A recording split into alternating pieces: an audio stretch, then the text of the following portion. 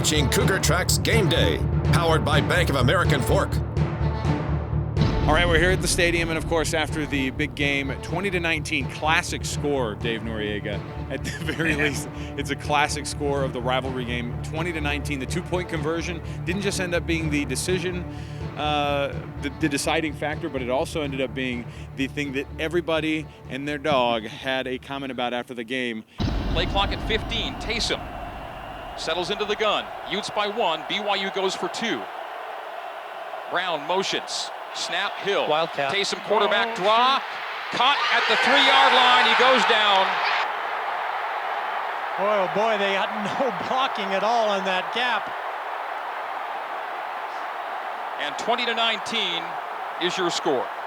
That's going to be the thing that everybody's going to talk about this game always, forever with. Yeah, and one of the things that really stood out to me is I was there for the 7-6 game at Boise. I mean, too. we were both Yeah. there, and there was a lot of discussion about there. It was Taysom Hill again coming up short. But this is why I liked it in this situation. Bronco made that decision in Boise last minute. Kalani knew he wanted to go for 2 from the get-go. He said in his press conference that was always the plan. That's why you saw after the touchdown, nobody left the field. They just looked to the sidelines for the play.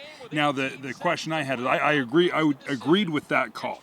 As soon as the timeout happened and Utah had a chance to set their defense, then I would have kicked Then you start thinking about point. it. Yeah. What would you have done? I was Kick it? I was no. I was totally with Kalani Sitake after the game. I say I'm not only was I confident that they should do it, I said do it again, because when are you going to get what has your offense been doing so efficiently all game suddenly? It was the same thing with the Boise drive. I agreed with that call too, because you had really 3 yards to get a win. Yeah, and you put yourself in that position, but not that often all game long. So if you're 3 yards away from a win, I'd take that. But and also don't forget that defense was dead. They were done. It had been an 11-minute, 20-plus play drive. They were exhausted. So to consider putting extra time and overtimes on top of it, I think 3 yards, make a play. You have the momentum. I like the call, but after Utah was able to reset after the timeout, I think I probably would have kicked it, because they were just obviously prepared for it. Well, it was certainly a battle there, and we had our predictions that we made pre-game, and so we put them up there.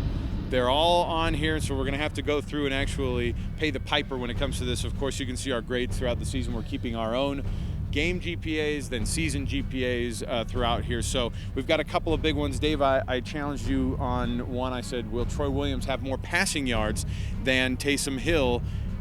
You said yes, and he did. I said yes. I said more passing yards from Troy Williams, but I said Taysom would dominate on the rush game, which is exactly what he did. That's an A for me. You got an A, Dead I think, on that one. A. Well, it was a whole 18 yards that Troy Williams threw more than Taysom Hill this evening. Wait. It was more, though, right? It was more. You asked me earlier, will BYU have a turnover in the first 10 minutes of the game? And I said, absolutely. They will have one turnover in the first 10 minutes. We didn't have to wait that long. It was the first 2 seconds of the game, Dave. I was shocked that it was only one turnover, because I'm like, I've seen this story before. I was down in Las Vegas. I know how this turns out. It's usually 5 turnovers in the first quarter, but you're absolutely right. We also asked how many unsportsmanlike penalties during the game, and initially we're like, hey, this is going well. Everything's going okay.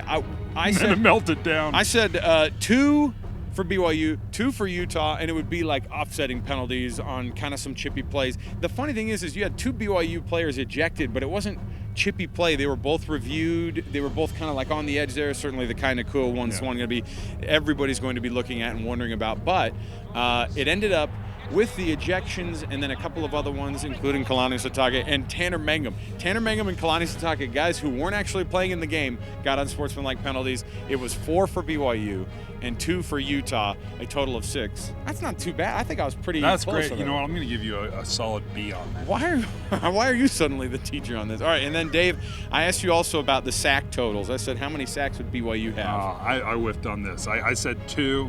There were 0. 0 sacks for BYU. But there was some pressure. There were some tackles for loss, but the fact was Troy Williams was able to escape all of BYU's pressure. So then we threw the scores out, and you and I both did the scoring. I said BYU 16, Utah 13. It was a low enough scoring game.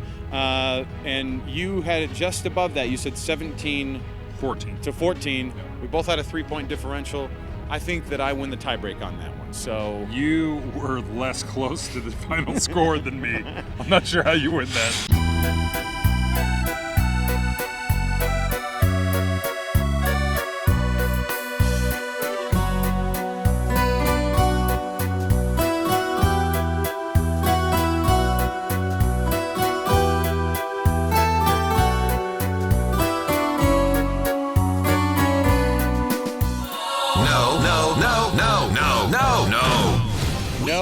No. One of our favorite segments, of course, where we talk about the things that we absolutely, not only did we not like it, but we never ever want to see it again.